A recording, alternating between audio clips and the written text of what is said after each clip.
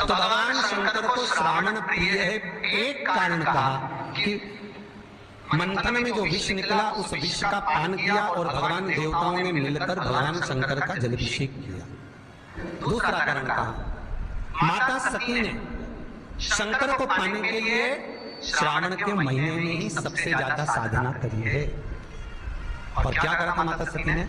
एक बालू का मिट्टी का शिवलिंग बनाती थी, प्रतिदिन शिवलिंग का निर्माण करती थी और शिवलिंग का निर्माण कर कर उसकी पूजन कर कर अर्चना कर कर उसका विसर्जन करती थी सती माता। और माता सती का नियम था भगवान शंकर को पाने के लिए शिवलिंग का। हमारे यहाँ शिव महापुराण में लिखा है कि पार्थिव शिवलिंग का निर्माण होना चाहिए और पार्थिव शिवलिंग का निर्माण करना है तो उसके लिए भी वर्णन करा गया। ब्राह्मण श्वेत मिट्टी के शिवलिंग का निर्माण करे, वैश्य पीली मिट्टी के शिवलिंग का निर्माण करे, क्षत्रिय लाल मिट्टी के शिवलिंग का निर्माण करे और शूद्र काली मिट्टी के शिवलिंग का निर्माण करे। कितना बड़ा शिवलिंग बनाना चाहिए? अगर हम पार्थिव शिवलिंग का निर्माण कर रहे हैं या हमारे घर में हम कोई मूर्ति रख रहे हैं या हमारे घर में हम कोई मूर्ति को विराजमान कर रहे हैं तो उस मूर्ति का भाव कितना बढ़ाना चाहिए? तो कहा जमीन पर अपने हस्त कमल को रखकर अंगूठे को ऊंचा कर कर देख लो, बस इतनी बड़ी मूर्ति घर के अंदर होना चाहिए। चाहे वो लड्डू गोपाल की हो, चाहे वो दुर्गा भवानी की हो, चाहे वो राम जी की हो, शंकर जी की हो, कृष्ण की हो, जिसकी रखना हो, बस इतनी बड़ी मूर्ति घर के अंदर होना चाहिए। क्यों? इससे बड़ी अगर मूर्ति होती है तो जैसे मंदिर में सेवा होती है उतनी सेवा की उसको जरूरत पड़ती है, और अगर इससे छोटी मूर्ति होती है जितनी छोटी होगी उतनी सेवा कम करना पड़ती है। तो मूर्ति जितनी छोटी होगी उतना सुख प्रदान करेगी, उतना आनंद देगी। पर श्रावण के महीने में यदि आप रोज शिवलिंग नहीं बना सकते तो पूरे महीने में एक बार शंकर का शिवलिंग का पार्थिव शिवलिंग का निर्माण करना चाहिए, जरूर करना चाहिए। और पार्थिव शिवलिंग का निर्माण कर उसकी आराधना, उसकी अर्चना, उसकी पूजन करना चाहिए। नमः शिवाय, ओम नमः शिवाय, ओम नमः शिवाय, नमः शिवाय। पार्थिव शिवलिंग का जब भी निर्माण करें किसी थाली में या पात्र में, जिसमें भी आप निर्माण कर रहे हैं, उस पार्थिव शिवलिंग को बनाने से पहले उसके अंदर पात्र के अंदर एक बेलपत्र है। बेलपत्र क्या आपको कथा में कल कहा था, बेलपत्र का वृक्ष माता पार्वती के नयन अश्रु से प्रकट हुआ है और रुद्राक्ष का वृक्ष शंकर भगवान के नयन अश्रु से प्रकट हुआ है। तो बेलपत्र रखकर फिर उसके ऊपर शिवलिंग का निर्माण करें, फिर उसके ऊपर शिवलिंग, उसका लाभ आनंदित होगा, उसका सुख आनंदित, तो आनंद फल देने वाला होगा। कई लोग सीधे थाली में शिवलिंग बना देते हैं। माता पार्वती के हस्त कमल पर शिवलिंग का निर्माण है। महाराज हस्त कमल सुख देने के, तो भगवान शंकर के शिवलिंग का निर्माण करें। माता सती ने भी किया। यही श्रावण के महीने में माता सती शंकर भगवान के शिवलिंग का निर्माण करती है, पूजन करती है, अर्चना करती है। फिर शाम के समय उस शिवलिंग को मस्तक पर स्पर्श कर कर जलाशय में, कुंड में, जल में, बावड़ी में, कुएं में, तालाब में उसका विसर्जन करती है। माँ दूसरा कारण कहा सती शंकर को इसी श्रावण में रिझाई थी, इसलिए शंकर को श्रावण अति प्रिय है। कि पहले आती है नवमी, फिर आएगी एकादशी देवशनी। तो भंडारिया नवमी का मतलब क्या होता है? भंडारिया नवमी का स्मरण क्या होता है? अभी आपको कहा था 9 जगह पर बेलपत्र चढ़ती है। भंडारिया नवमी का मतलब ये है कि भगवान विष्णु सोने जाने से पहले नवमी तिथि के दिन 9 बेलपत्र भगवान शंकर को समर्पित कर कर भगवान शिव के मंदिर में बैठकर भगवान शंकर की आराधना कर कर भगवान विष्णु लक्ष्मी जी के साथ अपनी सृष्टि का कार्यभार 4 महीने के लिए शंकर जी को सौंप देते हैं भंडारिया नवमी के दिन। और एकादशी के दिन से, देवशूनी एकादशी के दिन जब भगवान सोते हैं उस दिन से भगवान शंकर पूरे कार्यभार को देखते हैं। पूरे कार्यभार जब कार्यभार सौंपा गया, भगवान शंकर सृष्टि का संचालन करने लगे, तब ब्रह्मा और विष्णु ने आकर शंकर जी की आराधना यही श्रावण के महीने में करी थी कि आपने पूरा कार्य अच्छे से संभाला, इसलिए शंकर को श्रावण अति प्रिय है। ये तीसरा कारण है शंकर को श्रावण प्रियता का। अब शिव महापुराण की कथा करेंगे कि शंकर को श्रावण प्रिय चौथा कारण वर्णन करा कि ये कारण भगवान शंकर की आराधना माता पार्वती ने बाल्यपन से करी, खूब करी, खूब दिल से करी। ये कहते हैं कि अगर 1,00,000 बेलपत्र समर्पित कर रहे हो और तुम्हारे पास में अगर वो बेलपत्र नहीं है तो तुम 1,00,000 मत चढ़ाओ। आप तो एक बेलपत्र, परंतु वो बेलपत्र भी पूर्ण तरह से साफ, सुंदर, सुरक्षित, खंडित ना हो, वो मुझे समर्पित करो। एक चावल का दाना चढ़ाओ पर वो खंडित ना हो, एक फल चढ़ाओ वो खंडित ना हो, एक पुष्प चढ़ाओ वो खंडित ना हो। शिव कहते हैं मेरे हाथों से मेरा पुत्र खंडित हो गया था, उस दिन से मैंने वचन दिया है माता पार्वती को कि खंडित वस्तु स्वीकार नहीं करूंगा और मैं खंडित दूंगा।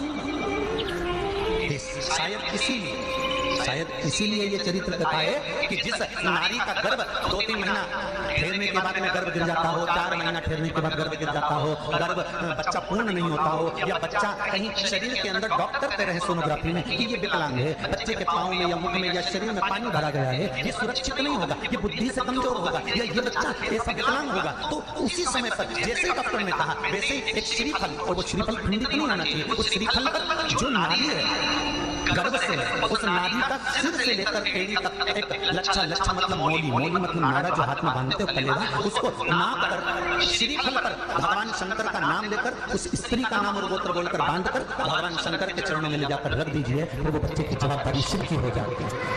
फिर शंकर, क्योंकि शिव ने माता पार्वती को वचन दिया था कि मैं खंडित नहीं दे सकता। सारे देवताओं के मंदिर में नारियल फूटता है, हनुमान जी के मंदिर में नारियल फूटता है, राम जी के मंदिर में नारियल फूटता है, देवी जी के मंदिर में नारियल फोड़ा जाता है, और शंकर जी के मंदिर में नारियल नहीं फोड़ा जाता। आखा की आखा दिया जाता है कि पूर्ण दीजिए, बेलपत्र पूर्ण दीजिए, फल पूर्ण दीजिए, एक चावल का दाना भी दे रहे हो तो पूर्ण दीजिए। उसमें एक और बात बहुत ध्यान लगाकर सुनने लगे, जितना आस्था चैनल पर सुन रहे हो, यूट्यूब पर सुन रहे हो, फेसबुक पर सुन रहे हो या इस पंडाल में श्रवण कर रहे हो, बहुत सावधानी से ध्यान दीजिएगा। कभी श्रावण महीने में अगर आप शंकर जी के मंदिर में जाएं और शिव मंदिर किसी वृक्ष के नीचे हो, बट वृक्ष के नीचे हो, चाहे पीपल के वृक्ष के नीचे हो, चाहे वो आंवले के वृक्ष के नीचे हो, चाहे वो बेलपत्री के वृक्ष के नीचे हो, चाहे वो शमी के वृक्ष के नीचे हो, चाहे जिस वृक्ष, कोई भी वृक्ष के नीचे अगर कोई शिवालय है, शंकर जी का कोई मंदिर या शंकर जी का कोई शिवलिंग रखा हो, तो एक दुर्गा किसी भी श्रावण महीने में तुम जब भी किसी शिवालय में जाए जिस वृक्ष के नीचे शिवलिंग, उस शिवलिंग पर ये शिवलिंग रखा हुआ है, ये जलाधारी पर जहाँ शिवलिंग रखा हुआ है वहाँ कटी भाग माता पार्वती जी का हस्तकमल, उसके ऊपर रखा हुआ है शिवलिंग, सामने अशोक सुंदरी और भगवान शंकर के दोनों पुत्र गणेश कार्तिक के ऊपर से जल गिरता है जया, विशाखा, सामग्री, दौकली, देव, ये भगवान शंकर की 5 बेटियां। तो जो कटी भाग, इस कटी भाग पर अगर मात्र एक दुर्गा समर्पित कर जिसकी किडनी या लीवर डैमेज हो रहा हो, काम नहीं कर रहा हो, या किडनी लीवर में कोई तकलीफ हो रही हो, या डायलिसिस चल रहा हो, तो मात्र एक दुर्गा उस कटी भाग पर श्रावण महीने में समर्पित कर उस दुर्गा के 7 टुकड़े कर 7 दिन प्रतिदिन सुबह के समय पर उसको चबाकर खा लेने पर या निगल जाने पर धीरे धीरे डायलिसिस बंद होने लगता है और किडनी लीवर अपना काम करना प्रारंभ कर देते हैं। एक दुर्गा, कितनी दुर्गा?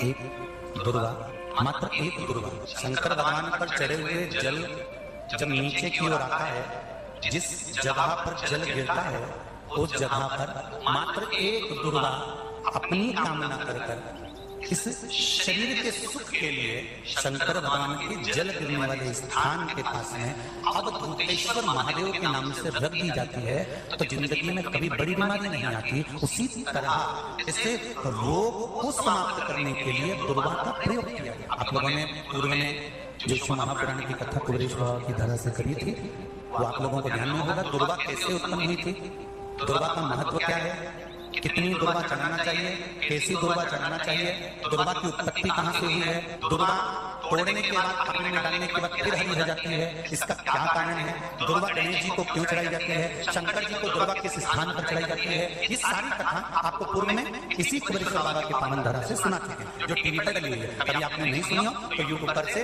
दुर्गा शिव महापुराण की कथा निकालकर उसको श्रवण कर सकते। उसमें वर्णन किया है कि इस दुर्गा का महत्व क्या है, दुर्गा का क्या, मात्र एक दुर्गा शिवलिंग पर चढ़े हुए जल जहां से नीचे की ओर गिरता है उस जगह पर मात्र अपने शरीर की कामना करते हुए भगवान से रोग मुक्ति के लिए एक दुर्गा अगर समर्पित कर दी जाए तो कोई बड़ी बीमारी जिंदगी में आ ही नहीं सकती, ग्रहणहीन मतलब ग्रसित नहीं सकती। श्रावण के महीने की श्रावण शिव महापुराण की कथा सुन रहे, एक बात दिल से बताना, जितनी सौभाग्यवती माताएं होती हैं ये संक्रांति पर भी 13 चीजें दान करती हैं, 14 चीजें दान करती हैं। बीच में कोई 16 सोमवार का उद्यापन करेंगे तो 20 लाख की सामग्री देंगे, उद्यापन करेंगे तो 20 लाख की सामग्री देंगे, कोई कार्य करेंगे तो भी सौभाग्य की सामग्री देंगे। सौभाग्य की सामग्री का दान क्यों किया जाता है? सौभाग्य सूचक वस्तुओं का दान क्यों किया जाता है? सौभाग्य की वस्तुएं क्यों प्रदान की जाती है, क्यों दी जाती है? उसका कारण क्या है? क्यों देते हैं? भारत की भूमि की सौभाग्यवती माताओं का एक मन की अभिलाषा रहती है, भारत की भूमि की माताओं की एक अभिलाषा रहती है कि जब उसके प्राण छूटे तो अखंड सौभाग्य धारण करके पति के कंधे पर के कंधे पर शमशान कर। ये भारत की भूमि की माताओं की सोच है, उनके मन का संकल्प, उनके मन का भाव। क्यों देते हैं चूड़ी का दान, क्यों देते हैं बिंदी का दान, क्यों देते हैं अखंड सौभाग्य का दान? किस महाराज? मेरे हाथों में भर भर के चूड़ी रहे, मेरे हाथों में भर भर के चूड़ी और मैया कोई कामना, मेरे मस्तक पे चमकती चूनर रहे, मेरे मस्तक पे चमकती चूनर रहे और मैया कोई कामना, मेरी मांगों में भर भर के सिंदूर रहे, मेरी मांगों में भर भर के सिंदूर रहे और मैया कोई कामना नहीं, मेरे पाँव में बिछुई का जोड़ा है, एक बिछुई नहीं कितनी, 2, 3, 4, 5, एक पाँव में जोड़े से बिछुड़ी होना चाहिए, केवल एक नहीं, सिंगल नहीं। खुद आजकल का फैशन हो गया महाराज, जो केवल एक बिछुड़ी धारण कर लो उसी में फैशन लिखे। श्रावण की महापुराण की कथा कहती है, जब बेटी को विदा करा जाता है और पहली बार बेटी के पांव में जब बिछुड़ी डाली जाती है तो वो बिछुड़ी अलग अलग नहीं होती, तो बिछुड़ी के जोड़ को चेन से एक दूसरे से बंधा हुआ। बोलो सही है गलत? जितने आस्था चैनल पर पता सुन रहे, जितने फेसबुक पर सुन रहे, यूट्यूब पर सुन रहे, सुन लेना कि मेरे भारत की माताओं का जब पानी ग्रहण संस्कार किसी बेटी का होता है, उसके पांव में जब पहली बार बिछुड़ा पहनाया जाता है, बिछुड़ी पहनाई जाती है, तो वो बिछुड़ी एक दूसरे से बंधी हुई होती है, चेन से बंधी हुई होती है। उसको अलग अलग वाली बिछुड़ी शादी के मंडप में नहीं पहनाई जाती। क्यों? जैसे ये बिछुड़ी एक दूसरे से पांव में बंधी हुई है, तुम्हारी जिंदगी अंतिम सांस तक ऐसी ही बंधी रहे। तो अब माता ने थोड़ा फैशन चेंज कर दिया, अब पाँव में जाकर बिछुड़ी टिकट की है, चुप की है, एक बिछुड़ी कहाँ है महाराज? नहीं, बिछुड़ी वो जोड़े से, हमारी माताएं भारत की भूमि की जो माताएं हैं, ये चूड़ी भी हाथ में पहनती है तो जोड़े से पहनती है। बोलो जैसा सही है कि गलत है? एक अकेली चूड़ी माताएं हाथ में धारण नहीं करती है। अगर भारत की भूमि की संस्कारित माताएं हैं और भारत की भूमि की सभ्यता और संस्कृति को जानती है तो अकेली चूड़ी नहीं, जोड़े की चूड़ी पहनेगी, 2 चूड़ा डालेगी, 4 डालेगी, 12 डालेगी, पर सिंगल नहीं, अकेले। श्रावण के महीने की महापुराण की कथा, जिसका नाम है श्रावण महापुराण की कथा, ये कहती है कि पार्वती जी ने और गंगा जी ने ये चतुर्मास में जितना सौभाग्य का दान दिया है, उनके बराबर दुनिया का कोई व्यक्ति इतना सौभाग्य का दान नहीं दे सकता। जो माता गंगा और पार्वती दोनों दान देते हैं, प्रतिदिन देते हैं। और अब तो फैशन आ गया, तुम लोग तो सौभाग्य का दान देते हो, प्लास्टिक की डलियां देते हो, पर एक पुराण को उठाकर देख लेना, एक उद्यापन को उठाकर देख लेना। जितनी तुम कथा तुम्हारे घर में छोटी छोटी कथाओं की पोथियां पड़ी हो, उनको उठाकर देख लेना। उसमें नहीं लिखा कि प्लास्टिक की डलिया में सौभाग्य की वस्तु का दान दिया जाता है, उसमें लिखा है बांस की पिटारी में, बांस की डलिया में सौभाग्य की वस्तुओं का दान दिया जाता है। क्यों? क्योंकि बांस वंश की वृद्धि करता है, बांस सौभाग्य की वृद्धि करता है, और बांस अखंड सौभाग्य, जैसे बांस का पौधा बढ़ते चले जाता है, बढ़ते चले जाता है, उसी तरह बांस की दुनिया में जब काम लिया जाता है, बांस की टोकरी में जब काम लिया जाता है, तो भाव रखा जाता है कि तुम्हारा सौभाग्य ऐसे ही बढ़ता है। अब थोड़ा सा फैशन चेंज हो गया तो प्लास्टिक की तरह, प्लास्टिक में नहीं तो गंगा मैया और पार्वती मैया चतुर्मास के अंतर्गत जो त्योहार करता है, चतुर्मास के अंतर्गत जो व्रत करते हैं, ये किसी दूसरे के नहीं है। तीज का व्रत माता पार्वती का, छठ का व्रत माता पार्वती का, चतुर्थी का व्रत माता पार्वती का, ये सारे व्रतों की शुरुआत गंगा और पार्वती ने अपने बल से